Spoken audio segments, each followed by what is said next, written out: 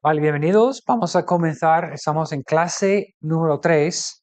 En el libro vamos a comenzar en página número 15, que dice sección 2, el proceso. El proceso. Esta parte a lo mejor puede ser un poco densa, pero tengo preparado algo práctico para ayudarnos a visualizar cómo hacer esto. Porque al leer el libro parece que eso es complicado, es difícil, ¿cómo lo hago? He elegido algo que para vosotros debe ser algo un poco familiar. He hablado acerca de este tema varias veces y con propósito elegí algo que es familiar, ¿vale? El proceso. Entonces vamos a orar y comenzamos nuestro tiempo. Señor, gracias por ese tiempo. Gracias, Señor, por el privilegio de estudiar tu precioso libro, la Biblia. En esta clase, Señor, queremos entender este material. Queremos, Señor, entender bien tu palabra. Y, Señor, entender cómo estudiar, cómo examinar y, Señor, cómo escudriñar. Señor, ayúdanos en este tiempo. Gracias por todos los que están aquí, los que están escuchando en línea. Bendice nuestro tiempo, Señor, en nombre de Cristo. Amén y amén. Ok, entonces, página número 15. Empezamos ahora en el proceso. Pero, como dice en el libro, dice, aunque se definen como pasos, estos procesos de hermenéutica no son lineales. Entonces, no es como una escala, no es una escalera.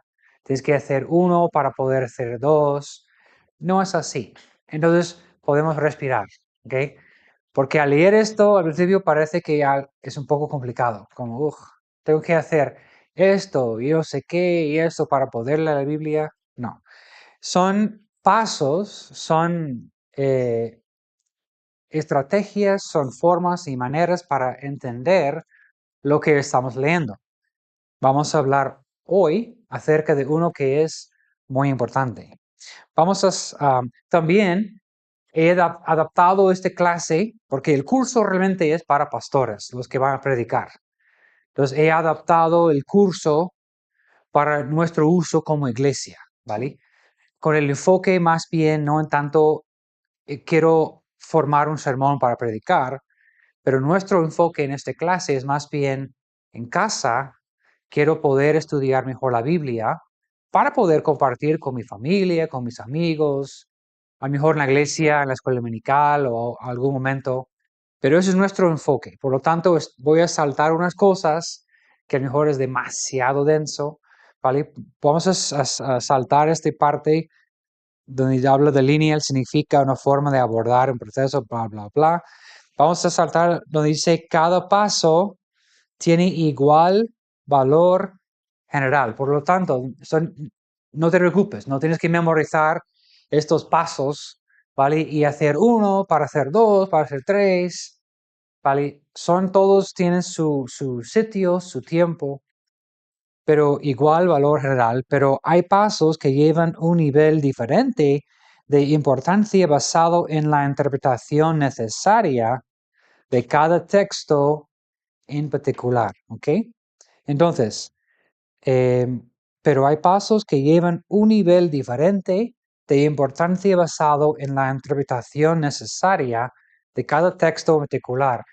Espero que al explicar hoy lo que voy a decir, lo que el libro nos cuenta, vais a pensar en alguno de mis sermones y vais a recordar, ok, ya recuerdo cuando yo he dicho esto y vais a ver el por qué. Porque cuando predico sobre Corintio, hablo del contexto histórico, hablo del alrededor, hablo de qué estaba pasando en aquel tiempo, ¿vale? Seguimos. Página número 16. No, dice, por ejemplo, nos da un ejemplo. Dice, la interpretación de secciones históricas, tanto en el Antiguo como en el Nuevo Testamento, frecuentemente depende de la comprensión que existe del fondo histórico, ¿vale? Del fondo histórico. Epístolas del Nuevo Testamento frecuentemente tienen una secuencia lógica que requiere el seguimiento de la sucesión de ideas a través de varios párrafos. Por ejemplo, en Roma, en los Romanos es muy así. En la carta de Romanos es una idea que Pablo construye y luego otra idea que descansa en idea número 1. Eso es el libro de Romanos. Por eso, uno que coge Romanos y dice, abre a capítulo 8 y dice, qué difícil es entender el libro de Romanos. Pues porque has saltado muchas cosas y entras en medio de una conversación. Si tú te sientas en el bar, cualquier bar aquí en Madrid, y hay dos personas hablando, y tú enteras en la conversación, pero en medio, te cuesta entender dónde están, porque no has escuchado desde el principio cómo llegaron a esta conversación. Entonces, aquí está diciendo, por lo tanto, predicamos en nuestra iglesia libro, versículo por versículo. Por ejemplo, en nuestro estudio de Mateo, estamos siguiendo la vida de Cristo y una cosa afecta al otro. Y la idea es que nos ayude como iglesia a entender dónde estamos, porque hemos estado siguiendo los pasos de Cristo. Hemos estado estudiando su vida y cada domingo no tengo que tomar tanto tiempo para explicar el contexto, porque cada domingo estamos en el mismo sitio. Y seguimos que, del desierto a Galilea, de Galilea, bim bum bam, ¿dónde estamos? Vale. Siguiente dice, pasajes doctrinales que emplean términos técnicos, por ejemplo, justificación o reconciliación, para establecer su significado demandan un repaso general de la enseñanza bíblica sobre este tema en particular. Eso es paso número 6. Dice al lado, está conectado a paso 2 o el fondo histórico es paso 2. Vamos a ver esto hoy. El seguimiento de la sucesión de ideas es paso 3. Y como acabamos de ver que la enseñanza bíblica es paso número 6. ¿Vale? Siguiente. Pasajes en libros poéticos muchas veces carecen de un buen enlace lógico, pero enfatizan significados a través de recursos poéticos, tales como el paralelismo, ¿vale? Entonces, una vez más, si estás leyendo el libro de Romanos o si estás leyendo en Salmos, eso nos ayuda inmediatamente a identificar cómo deberíamos interpretar el pasaje. Uno que lee Salmo 23 es uno de los pasajes más hermosos en toda la Biblia, pero no es literal. Es un libro en el género de poesía. Ahí vemos el lenguaje de alegoría, metáfora, todo esto, y por eso es tan hermoso. Pero en Romanos es muy técnico, porque es idea tras idea, ¿vale? Y eso nos ayuda inmediatamente a identificar dónde estamos. Vale, vamos a saltar a lo que dice paso número 1. Hoy empezamos con paso número 1, que parece ser demasiado obvio, pero no es. Paso 1 es leer cuidadosamente el texto bíblico. Leer cuidadosamente el texto bíblico. Tengo preparado 2 ejemplos para nosotros, porque mi meta con esta clase es no tanto libro, pero también daros también unos ejemplos, ¿vale? Que podemos hacer juntos. Leer cuidadosamente el texto bíblico. Número 1 dice la necesidad de la lectura bíblica. Un cristiano experimentado y expositor de la Biblia podría concluir erróneamente que ha rebasado el nivel de madurez que exige lectura bíblica extensa y repetida. Después de todo, ¿cuántas veces tiene uno que leer el texto bíblico? Sin embargo, la Biblia da el mandato de leerla tanto por razones personales como ministeriales. Letra A. Según Deuteronomio 17, 18 al 19, cuando un rey israelita ascendía al trono, debía hacer dos cosas, ¿vale? Eso es curioso. Cuando un rey israelita ascendía al trono, debía hacer dos cosas, según la Biblia. Uno, escribir con su mano una copia del Pentateuco y leerla todos los días de su vida, o los libros de Moisés. Los primeros 5 libros de la Biblia, los judíos los llaman los libros de Moisés. Uno que ascendía el trono tenía que escribir con su propia mano los libros de Moisés. Génesis, Éxodo, Levítico, Deuteronomio, Números, y leerlo, parte de esto todos los días, para estar aquí fresco en su mente. ¿Vale? Dice, escribir con su mano una copia del libro de Moisés y leerla todos los días de su vida. La reproducía para que tuviera una copia personal, permitiéndole leerla fielmente. ¿Vale? Letra B, vemos en Josué 1:8, la meditación bíblica requiere lectura. Uno no puede meditar sobre un pasaje que no ha leído. La lectura extensiva y repetida fomenta investigación y meditación bíblica. Yo comienzo los lunes, por ejemplo hoy, con lo que voy a predicar el domingo. A veces domingo por la tarde comienzo a echar un ojo en el siguiente parte. Y siempre quedo sorprendido de lo que leo el lunes y lo que entiendo llegando al sábado.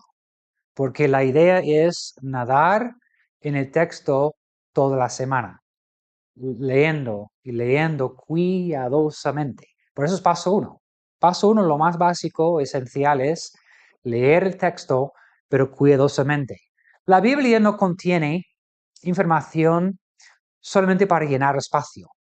La Biblia es la palabra de Dios, inspirado por Dios. Por lo tanto, cada palabra, dice la Biblia, cada tilde, cada detalle, cada palabra es importante. Por lo tanto, hay que leer cuidadosamente el texto y no solo una vez corriendo, porque vas a perder mucha cosa. Y eso es paso número 1. Ahora, letra C. Bueno, quería decir también es bueno para tu mente, el corazón, meditar en la palabra de Dios. El ejemplo que usan es con las vacas. La vaca tiene 7 estómagos.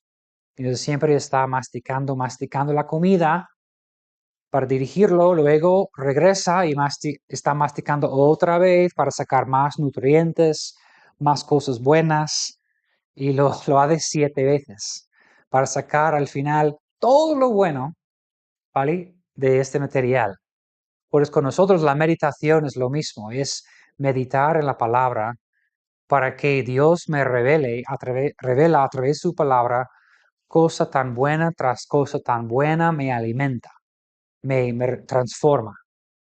Por eso siempre estoy animando a la iglesia a apagar esto y meditar en la palabra. Esto puede causar emociones muy fuertes. Y quedo enfadado, molestado, lo que estoy leyendo.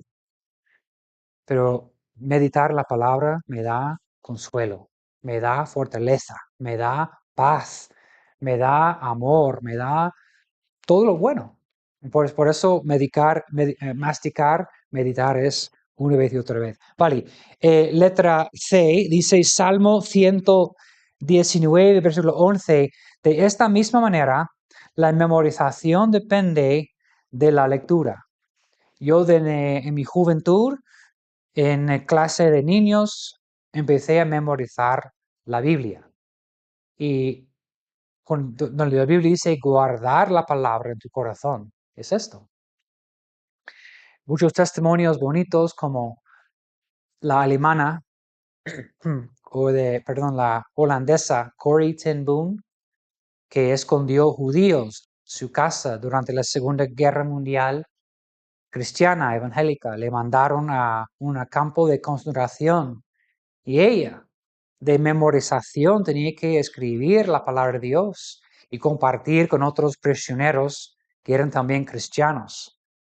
Pero ojo, hoy en día si tenemos que escribir todo lo que yo he memorizado, pero es la meta, memorizar la Biblia, guardar en tu corazón la palabra de Dios.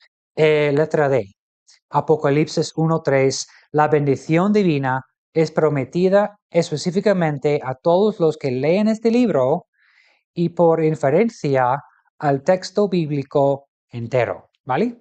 Ahora, donde dice número 2, tipos de lectura. Letra A dice la lectura extensiva. La lectura extensiva consiste en leer grandes porciones bíblicas cada vez bajo un sistema.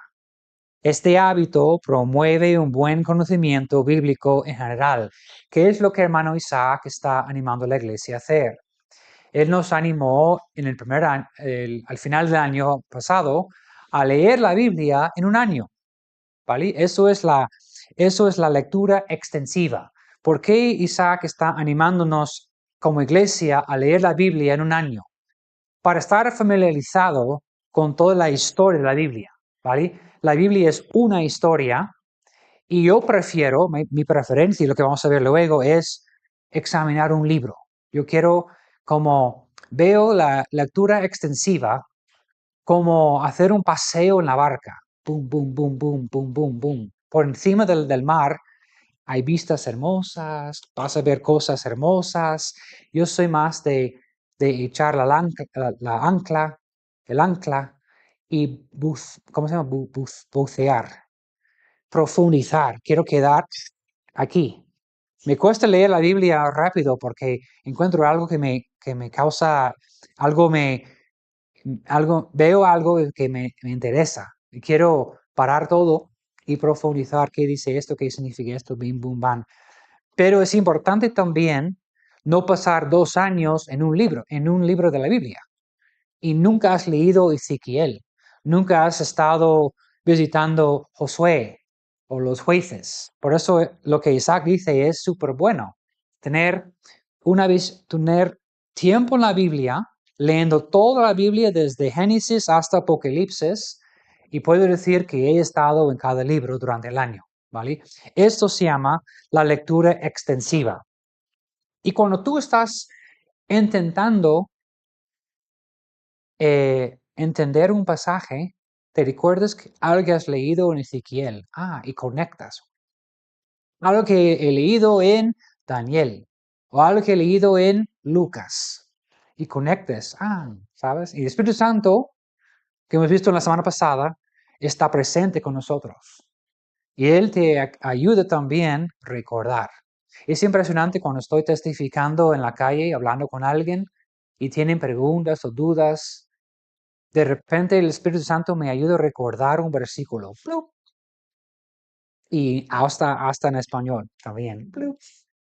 El Espíritu Santo está con nosotros.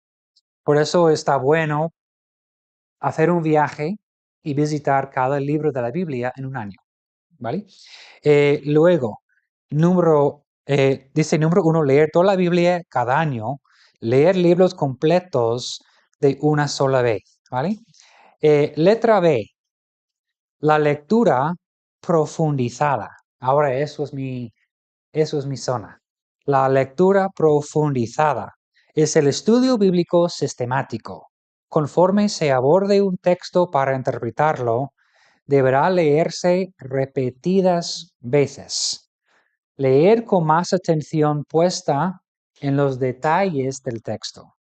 Leer no solamente para familiarizarse con el texto, sino también para comprenderlo.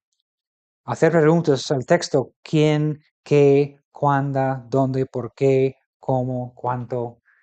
Más preguntas, mejor. Y esto es, me encanta. Yo cojo, por ejemplo, aparte de mi lectura del año, cojo un libro para estudiar y examinar y paso semanas en un capítulo porque no quiero perder nada. Y cada vez que pienso, voy a pasar a capítulo 2, dice, bueno, una semana más para asegurar que no he perdido nada. Eso es muy bonito. Número 3, no olvidar leer todo el contexto. Cuando se batalle con un pasaje de Filipenses, el otro libro entero deberá leerse. No solo el pasaje en consideración, esto es cierto de cada texto. Entonces, vale. Número 3, sugerencias de lectura. Vamos a repasar esto rápidamente. Sugerencias de lectura, cómo leer la Biblia. Número 1, letra A dice leer espiritualmente. Eso no es un libro como cualquier.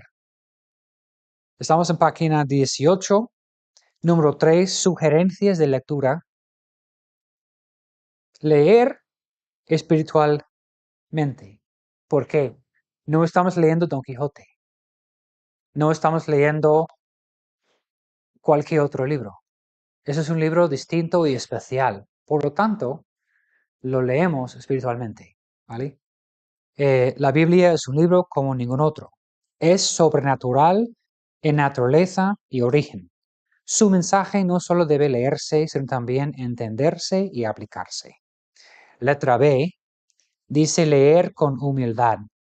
Leer con humildad. Aún en lectura vocacional, el ministro debe mantener el dominio sobre la naturaleza espiritual y autoritaria del texto. El predicador no está por encima del texto, más bien es un subordinado de él. Debe leer con una mente para conocer mejor a Cristo y para obedecerle más plenamente. ¿Vale? Entonces, letra A es leer espiritualmente, letra B, leer con humildad, letra C, leer atentamente. Leer atentamente. La naturaleza literaria del ministerio exige lectura extensiva. Un pastor informado, aparte de lectura para recrearse, leerla los periódicos y las revistas, libros populares y artículos de diarios, al igual que comentarios y otros libros de estudio bíblico. ¿Vale? Y luego dice letra D, leer personalmente. Otra vez, Dios está hablando directamente a ti a través de la Biblia. Don Quijote es otra cosa, ¿vale? Es un libro hermoso de España, pero Cervantes no está hablando conmigo. Pero en la Biblia Dios sí está hablando directamente a mí. Por lo tanto, es leer la Biblia personalmente. Y por fin, dice letra E, leer de diferentes versiones. Leer de diferentes versiones. Yo personalmente no, no estoy muy convencido con este punto. Creo que tenemos la versión más correcta en la Reina Valera, pero bueno, si te ayuda, adelante.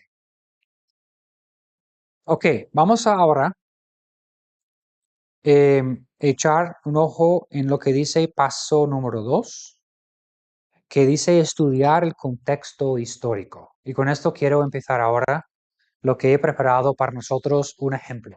¿Vale? Vamos a empezar en el libro de Romanos. Leer dice estudiar el contexto histórico y lo que vamos a rellenar en estos libros habla de la importancia de identificar el autor del libro que estás leyendo. ¿Quién escribió este libro? ¿Quién es el autor? Eso nos ayuda. Y luego, número 2, ¿con quién está hablando? Es una carta dirigida a quién. Entonces, esto para empezar es súper importante.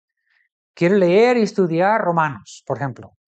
Si tú escoges un libro que quieres estudiar, o un día en escuela bíblica que Isaac estaba usando muchas referencias y escuches algo que quiero luego estudiar esto. Voy a estudiar el libro de Nehemías o el libro de tal o lo que sea. Paso 1 sería, ¿quién es el autor de este libro? Y qué es el contexto histórico y a quién está dirigido el libro, ¿vale? Vamos a empezar nosotros en el libro de, por ejemplo, Romanos. He escogido uno para dar un ejemplo. Romanos capítulo 1, y vamos a leer un par de versículos y a ver si podemos entender algunas cosas interesantes aquí. Romanos 1, versículo 1 dice, Pablo, siervo de Jesucristo, llamado a ser apóstol, apartado para el Evangelio de Dios.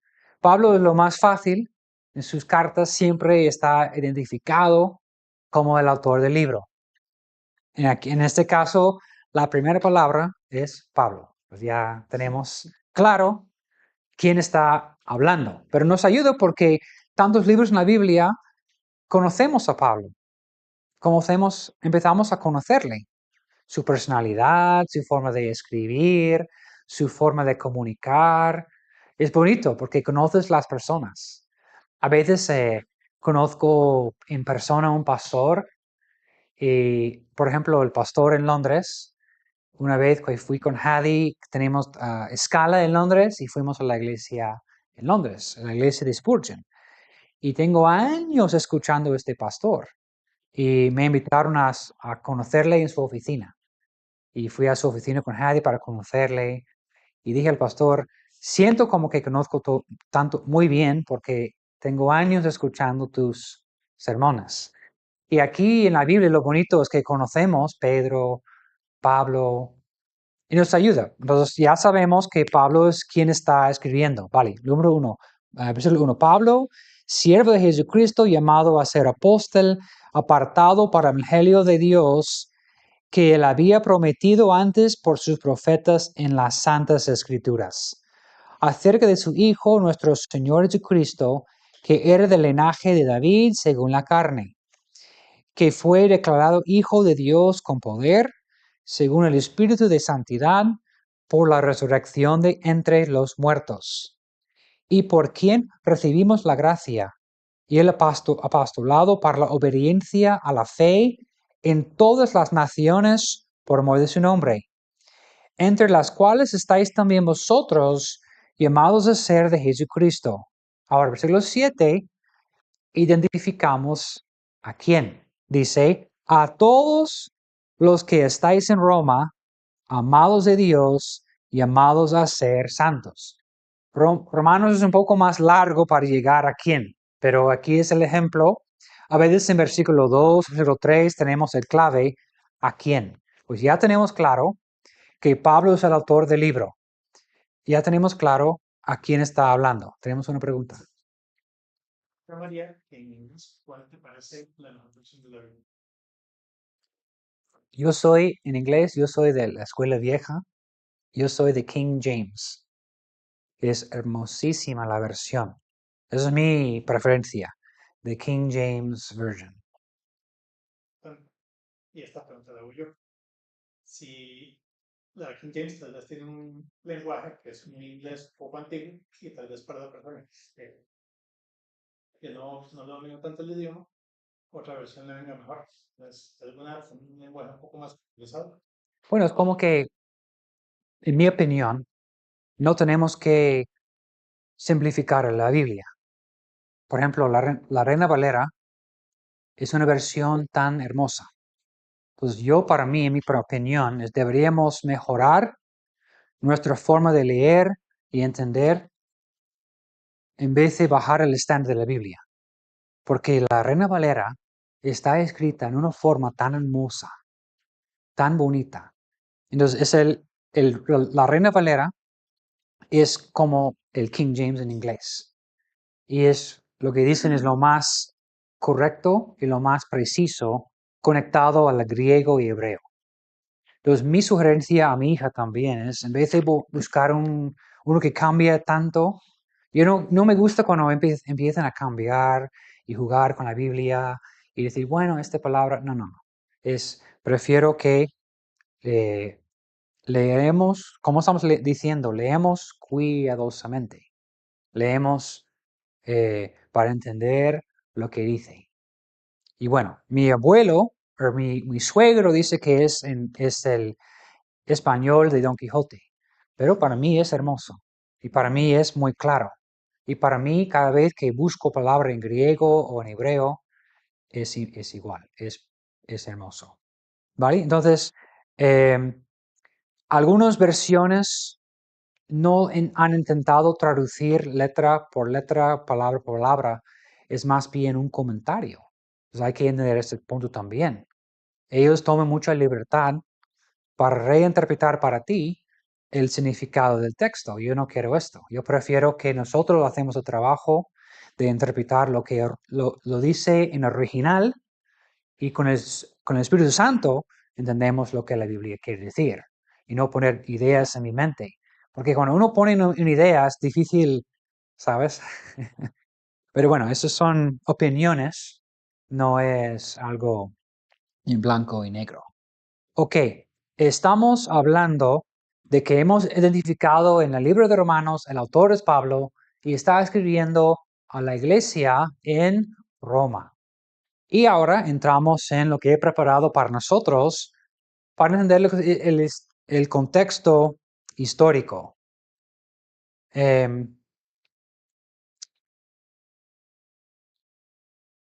Origen.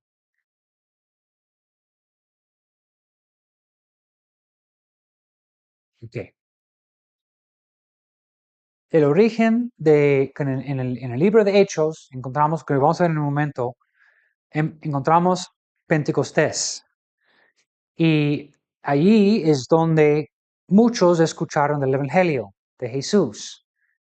Y por la diáspora, muchos judíos viven fuera de Jerusalén y llevaron el mensaje de Cristo a sus hogares. Entonces, lo bonito es, eso no es el resultado de misioneros ni pastores, pero de la gente, de la misma gente, viajando de un lado al otro, regresando a Roma con el Evangelio. Muchos eruditos repiten esto, que fue la misma gente que trajeron el mensaje del Evangelio a Roma. Y la iglesia en Roma comenzó, ¿vale? Tenían muchos problemas, muchas dificultades, pero la iglesia ha florecido y ha crecido. Pablo está escribiendo su libro de Romanos a este grupo. Ahora, no dice a las iglesias de Roma, pero han tenido que reunir en varios sitios. Es como una iglesia que tiene campos esto, campos no sé qué, por tema de la salvación. ¿Ok? Gracias a Roma tenía como en esta parte del mundo paz y podrían viajar y conectar de un lugar al otro. Una iglesia judía en la capital pagana. Roma tenía la fama de ser un sitio de exceso, un sitio loco, un sitio bastante fuerte. Y en medio de esto, y luego con sus ideas, su religión de muchos dioses paganos, en medio de esto crece una iglesia. Consiste de paganos que han convertido y judíos que han convertido. Esto es lo que forma la base de la iglesia. Dos ideas, dos grupos de personas que ya tienen que vivir juntos. Ya cuando tú empiezas a escuchar esto, el libro de Romanos tiene mucho más sentido porque tiene un enfoque en la armonía. Tiene un enfoque en el hecho que somos uno en Cristo. Dice esto, somos uno en Cristo. No hay diferencia entre griegos y judíos, entre ricos y pobres. Somos uno en Cristo. El contexto alrededor de la iglesia es fuerte, ¿vale? Seguimos. Lo que pasa es que en el año 49, un edicto del emperador Claudio expulsó a los judíos Los judíos tenían que salir de Roma. Eso tiene mucho que ver con el contexto del libro de Romanos, porque por 5 años todos los judíos tenían que salir. Entonces quedaron en el liderazgo, dirigiendo las iglesias, los hermanos que eran antes paganos. Y al no tener la presencia de los judíos, bajaron mucho las cosas. Y cuando los judíos regresaron, la iglesia fue muy diferente. Porque los judíos, en su contexto del judaísmo, no podrían comer cerdo, ¿sabes? No podrían mezclar carne y lactosa. Por ejemplo, carne y queso, prohibido. Ellos regresaron después de 5 años y hay cerdo en la iglesia y están mezclando cosas y es como fue una tensión en la iglesia. Vamos a ver, lo que me encanta de la Biblia es cuando la historia está perfectamente armonizado con la historia y la Biblia, cómo conectan. Vamos a leer ahora rápidamente Hechos 18. La Biblia menciona esta expulsión de Claudio. Hechos 18, una vez más, leyendo la Biblia, lees cosas y está guardado. Y luego te recuerdes, ok, yo he leído antes. Hechos 18, y vamos a leer versículos 1 y 2. Hechos 18, versículo 1 dice, después de estas cosas, Pablo salió de Atenas y fue a Corinto. Y halló a un judío llamado Aquila, natural de Ponto, recién venido de Italia con Priscila su mujer, por cuanto Claudio había mandado que todos los judíos saliesen de Roma, fue a ellos. Entonces me encanta cómo está conectado la historia y la Biblia. Está totalmente interconectado, hermoso. Eso es el contexto, ¿vale? Los judíos por 5 años expulsados, judíos cristianos, digamos, regresaron y la cultura, los costumbres han cambiado en las iglesias y creó una tensión, ¿vale? 5 años de cambio, aquí habla de esto. Una iglesia gentil sale sin la supervisión de la sinagoga, se desarrollaron nuevas prácticas libres de la ley, que totalmente, perfectamente está bien. Pero la Biblia nos enseña una cosa. Yo no quiero ofender a mi hermano.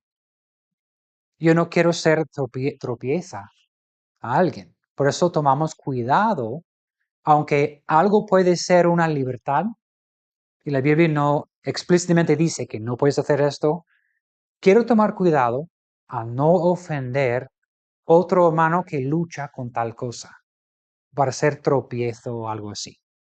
Eso es la tensión en la iglesia.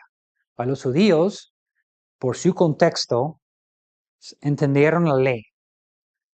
Y el tema de la gracia les costó mucho, porque dijeron somos elegidos, somos el pueblo escogido de Dios, somos especiales. Pero como hemos visto ayer en la prédica, en Juan dijo a los judíos, no sois hijos de Dios porque no amáis a Dios.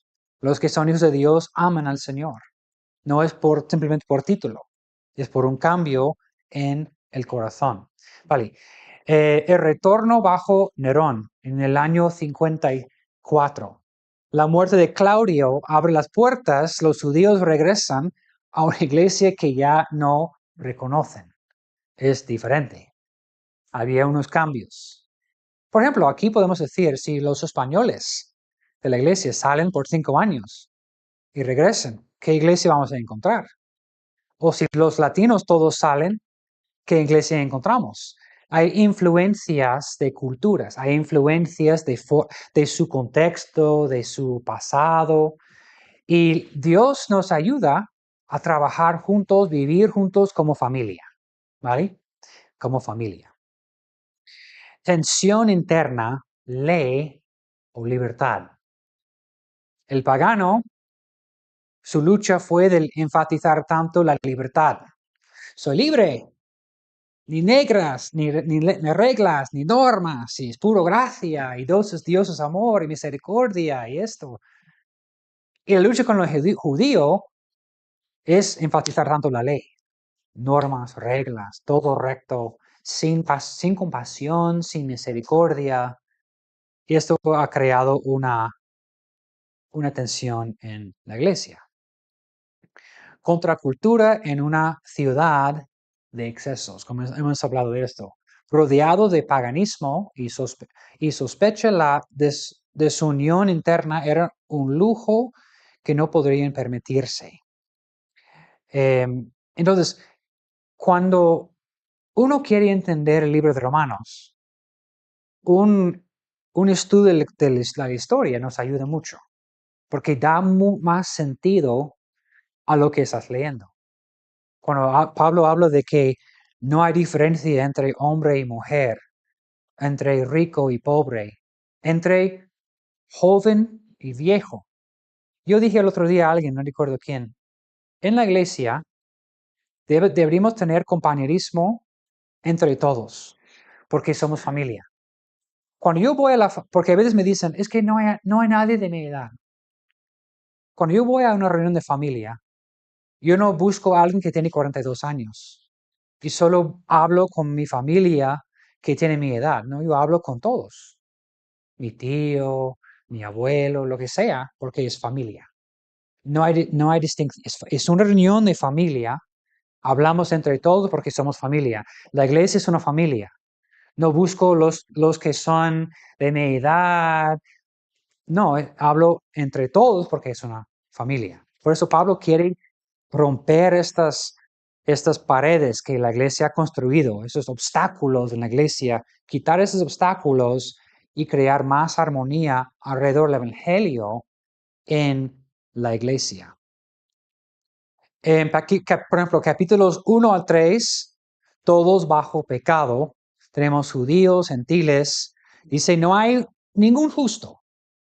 Por eso, dejando todos en el mismo nivel. Oh, los judíos lucharon contra esto, Dijeron, ¿cómo puedes ponerme a mí en el mismo nivel de este pagano?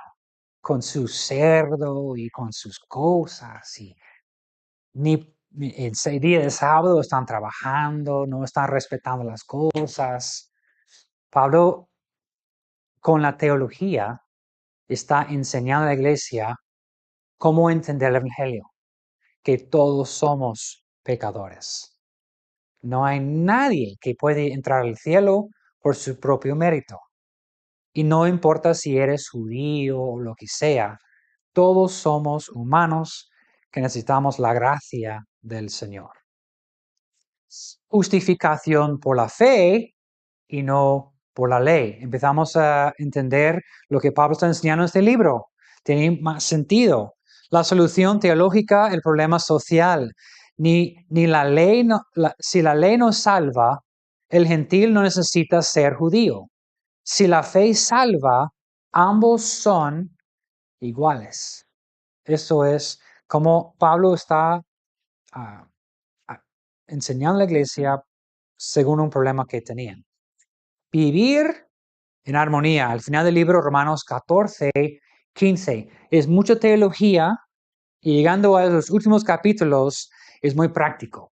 Pablo está enseñando a la iglesia cómo vivir juntos, cómo hacer el día tras día, recibíos los unos a los otros.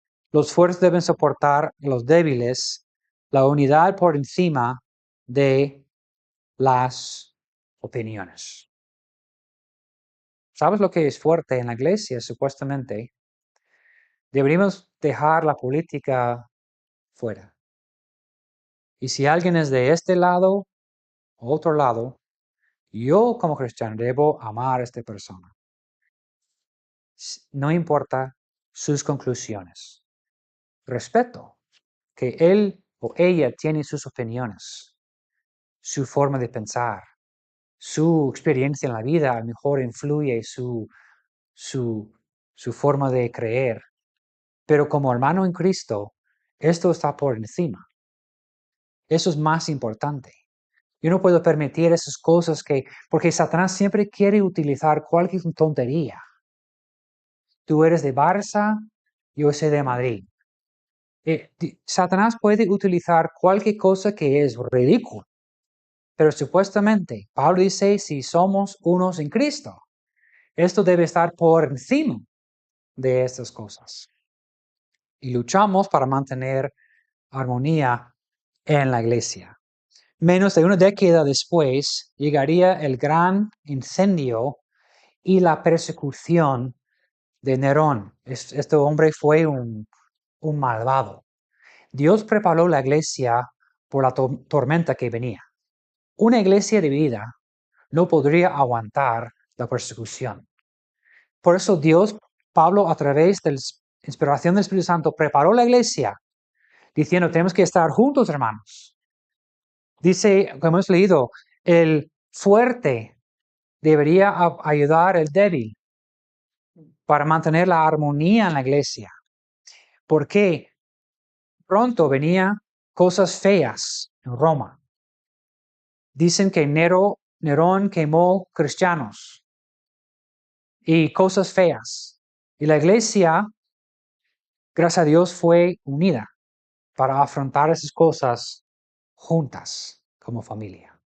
Si tú y yo queremos seguir fuerte en la fe, tenemos que mantener la armonía aquí con nuestra familia. No podemos permitir pleitos, discusiones, cosas así, porque yo necesito a ti y tú necesitas a mí. Y tenemos que luchar juntos en esta lucha de la vida contra la cultura, contra todo lo que Satanás quiere hacer tu iglesia.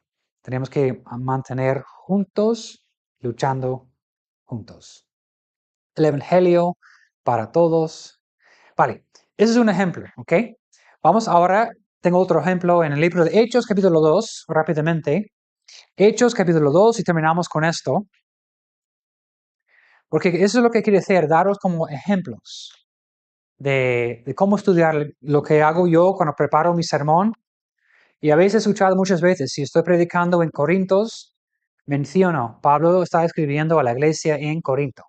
Y explico, es una iglesia alrededor de paganos y cosas fuertes. Y eso es lo que estoy haciendo. Lo mismo, aplicando esos pasos para poder entender el texto, para poder aplicar el sermón. Hechos capítulo 2, hay mucha confusión acerca de este pasaje donde la Biblia habla de los hablando en lenguas. Y mi intención no es solucionar este debate, pero más bien lo que hemos leído, leer la Biblia cuidadosamente y ver qué vamos a ver. Déjenme buscar mis slides.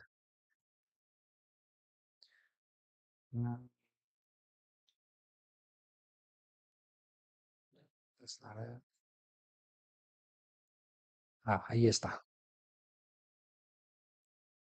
Lo mejor es hacer preguntas. Preguntar. Por ejemplo, el sermón hace 2 domingos acerca de cuando Jesús se fue a Galilea. Saltó la pregunta en mi mente leyendo la Biblia, ¿por qué se fue a Galilea y no fue a Jerusalén? Porque la Biblia específicamente dice que él fue a Capernaum. Es un pueblo miserable, pequeño. Yo dije, ¿pero por qué fue a un pueblo tan pequeño? Y luego enteré que, es que está cerca del camino del mar y pasa toda la gente en esta zona. Y luego en el mapa he visto, pero no está cerca del mar, es un lago. Pero la Biblia no hace distinción entre mar y lago, porque es un lago tan grande, es básicamente como un mar. Pero no viajaron allá en este tiempo como nosotros, líneas rectas. Es más bien según donde hay pueblos, agua fresca, y es un lago, significa que agua dulce. Por eso fue muy popular ir a este lugar. Bueno, Hechos capítulo 2, y terminamos aquí. Vamos a ver en versículo 1, dice, Hechos 2:1 dice, cuando llegó el día de Pentecostés, estaban todos unánimes juntos. Una vez más, los apóstoles, los discípulos, unánimes, fuertes. Y de repente vino el del cielo un estruendo como de un viento recio de soplaba, el cual llenó toda la casa donde estaban sentados. Y se les aparecieron lenguas repartidas como de fuego, asentándose sobre cada uno de ellos. Y fueron todos llenos del Espíritu Santo, y comenzaron a hablar en otras lenguas, según el Espíritu les daba que hablasen. Moraban entonces en Jerusalén judíos, varones piadosos de todas las naciones bajo el cielo. Esta frase es importantísima. Nos ofrece un llave para abrir el texto.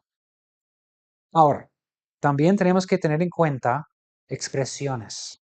Eso no podemos decir que significa de cada país en el mundo explícitamente vino, pero es una expresión muy general que hicieron mucha gente de muchos sitios están en este momento en Jerusalén. Eso nos ayuda a entender todo el resto de la historia. Y versículo, ¿dónde estamos? En versículo 5. Moraban entonces en Jerusalén judíos, varones piadosos de todas las naciones bajo el cielo.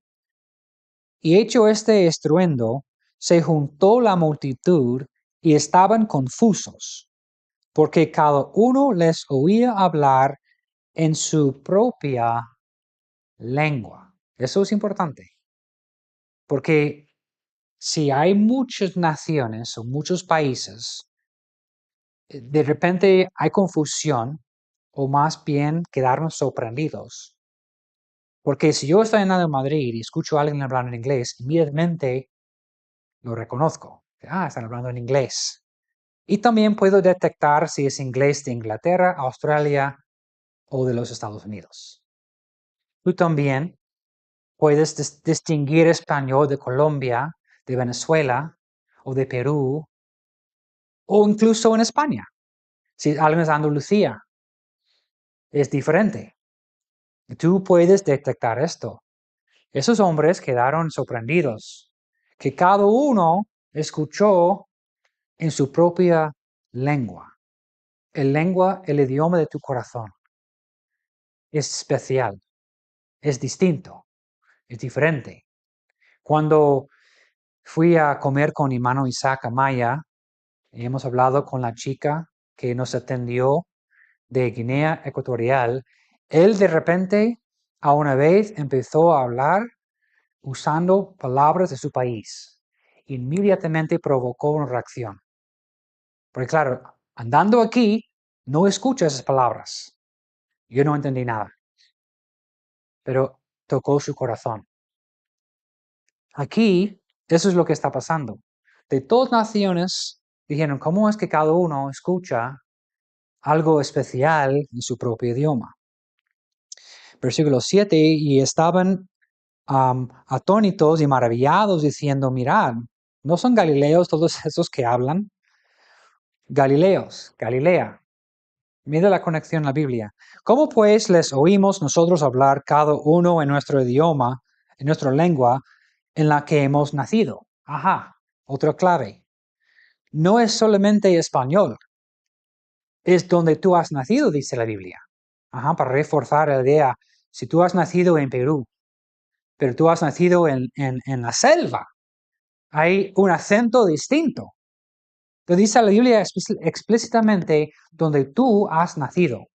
Hay palabras que nadie más usa. Hay cosas que tú dices, expresiones. Eso es una maravilla. Vale, voy a ver mis slides. Preguntas. Es que no eran todas las naciones bajo el cielo. ¿Por qué criterio usted considera eso? Es decir, ¿lo viste en algún estudio? ¿O de dónde deberíamos saber? Ya que el libro debería ser historia.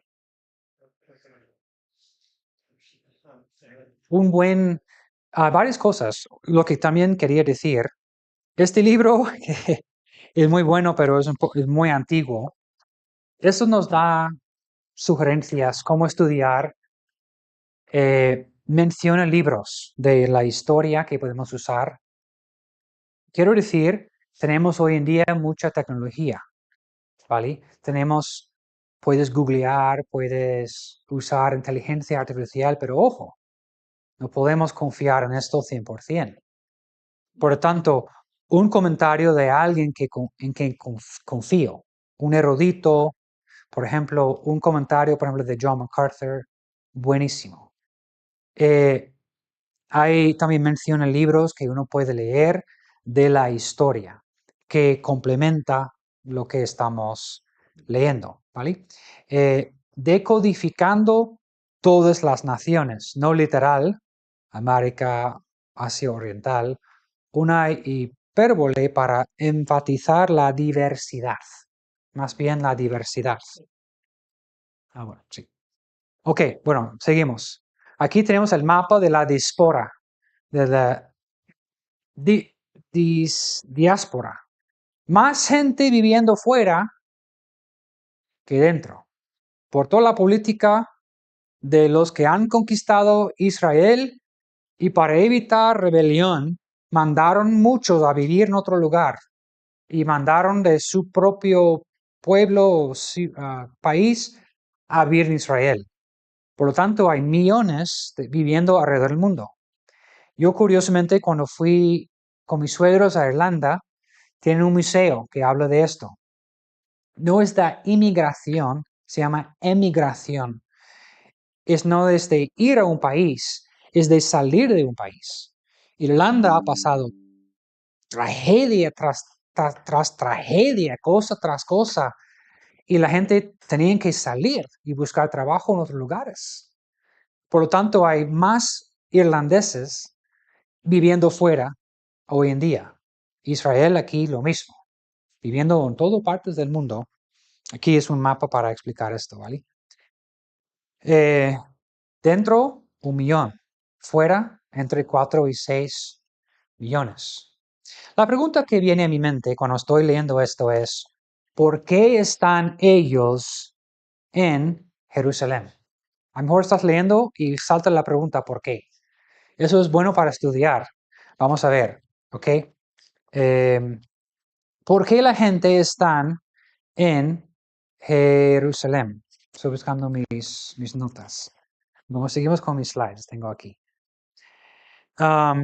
Los caminos para viajar ayudaron los romanos. La conexión con el mar también. Eso fue como Pablo viajaba en su tiempo. Aquí está. Estaba estudiando petróleo. ¿Por qué estaban allí en Jerusalén? Bueno, no tenemos tiempo para terminar. Vamos a terminar aquí y seguir en esta parte cuando regresamos. Pero si queréis escribir unos textos para leer durante la semana para hacerles el estudio. Los textos son Éxodo 23, 14 al 17. Éxodo 23, 14 a 17. Queremos contestar la pregunta, ¿por qué en este momento está tanta gente en Jerusalén? Luego, Deuteronomio 16, versículo 16. Eso nos dice, explica el por qué. La segunda pregunta que quiero contestar es, o resolver la duda, ¿por qué Jerusalén? Ahora, Deuteronomio 12, 5 al 6. Deuteronomio 12, el 5 al 6. Y luego el texto para mí clave es Segunda de Crónicas 6, el 5 al 6. ¿Por qué en Jerusalén hay el erudito Flavius Josephus del primer siglo? Decía que llegó a Jerusalén millones de personas. Un erudito famoso del primer siglo. No es cristiano, es judío. Y él decía que llegó a Jerusalén millones de personas. Y queremos nosotros saber por qué. ¿Por qué tanta gente y por qué allí? Pues en la semana que viene contestamos la pregunta. ¿Una pregunta más antes que terminamos o algo? Ok. Que Dios os bendiga.